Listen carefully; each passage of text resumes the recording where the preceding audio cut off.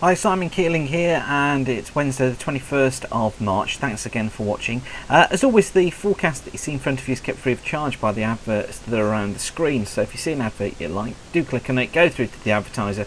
That generates revenue for us, and it shows the advertiser that you're interested in what they're doing. Obviously, don't just click on it because it's there, click on it because you're interested in what they're offering, but use us instead of anybody else.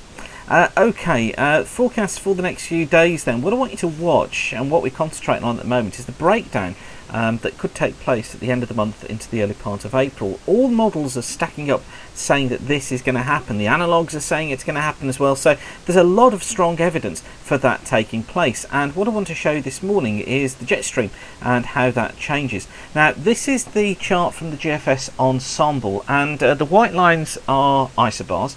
So these are isobars, but these coloured lines you can see above, these are the heights at 500 millibars. So these are the contours, but just coloured. And where they're close together, such as through here, that's the jet stream. And the jet stream is flowing through like so, or at least it was last night. You see that N shape there in the jet stream associated with the area of high pressure to the south of the country. It's that N shape that's been keeping us dry for the last few weeks.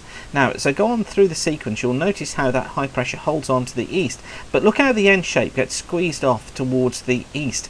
It's a slow old process, and this deep area of low pressure in the West Atlantic really does have to work hard to get that cleared out to the way. And in fact, the N shape strengthens, look, as we get into next week. So some fine spring-like conditions are going to be on the way, but watch what happens as we get through towards the end of the forecast. The high starts to slip off to the south, look. Here we are getting into the end of the month. We're still under high pressure, still lots of dry weather around, but there's the jet stream, look, being pushed away down to the south, or rather the jet stream is pushing south, pushing away the area of high pressure down to the south. And by the 3rd of April, it's actually through us. So we are getting these hints of cooler, more unsettled weather. That still looks to be on the cards as we get into the early part of April. Although still pressure relatively high down towards the south of the country. But I do still think that we're going to be seeing this change taking place. If we just have a look at the, we'll take a look at the ECMWF ensemble as well and just compare between the two models, and we'll probably see a similar thing taking place. This is the analysis, look, for last night. There's the area of high pressure. Here's the jet stream again with that N-shaped look in the jet stream there towards the north of the country.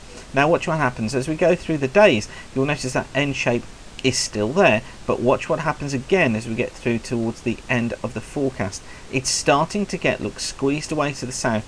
The ECMWF does still like the idea of high pressure being very close to the country, but this N shape is being gradually squeezing away at that area of high pressure and hinting that the jet stream is going to try and push further southwards by the end of the month into the beginning of April. So what about the long range models? Well, here's the CFS model. Now, hopefully you've been watching this for the last few days. You do have to take it a little bit with a pinch of salt, but it's useful to use as a guidance, particularly with other longer range models. So let's take a look at the European rainfall forecast from the CFS. Here it is, look.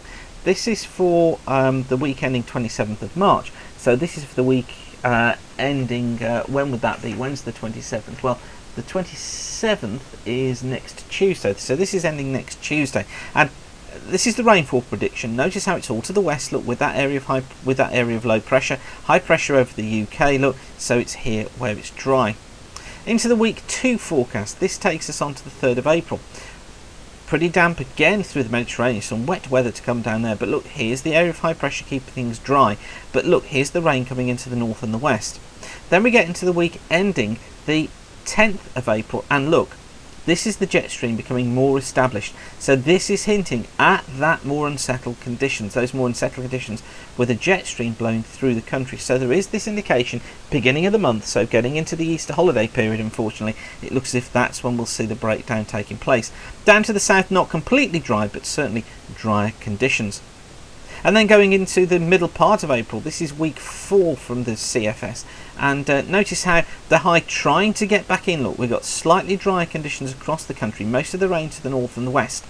This rain then getting squeezed down into central and southern parts of Europe, into the central parts of the Mediterranean, and then into the week 5 period, which takes us to the 24th of April. Again, it's going to be Scotland that gets most of the rain, very little again to the south with a high building back in, but that rain again being squeezed down into the Iberian Peninsula. Certainly southern and eastern parts of Spain look as if they could be quite wet at the end of the month. So, look at the city forecast from the CFS, and hopefully again you've been watching these over the last few days. This just happens to be for Birmingham, but this takes us from today, from the 21st, from today right the way through until early part of May. And it's the red line that I want you to watch here. These are maximum temperatures in 6-hour steps. Now, of course, you do need to take this very, very cautiously, but, excuse me, as an idea, as an indication as to how things like to develop, it is pretty good.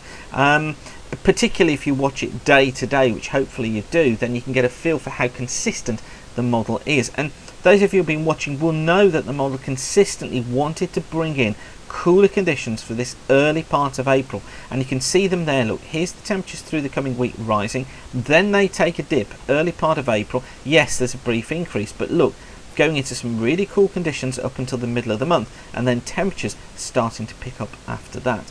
So certainly I'm still going with this idea of the breakdown coming right at the end of this month, the early part of April, probably going wetter for a time, but it does look as if dry weather returns probably during the final third of April, and certainly looks as if it is going to be rather cool through the month. Temperatures certainly varying, although I say rather cool, probably temperatures near normal for the time of year, but certainly got some dry weather to come over the coming days. Probably no rainfall and significant rainfall until the end of the month. Thanks again for watching. Keep the sun shining. Bye for now.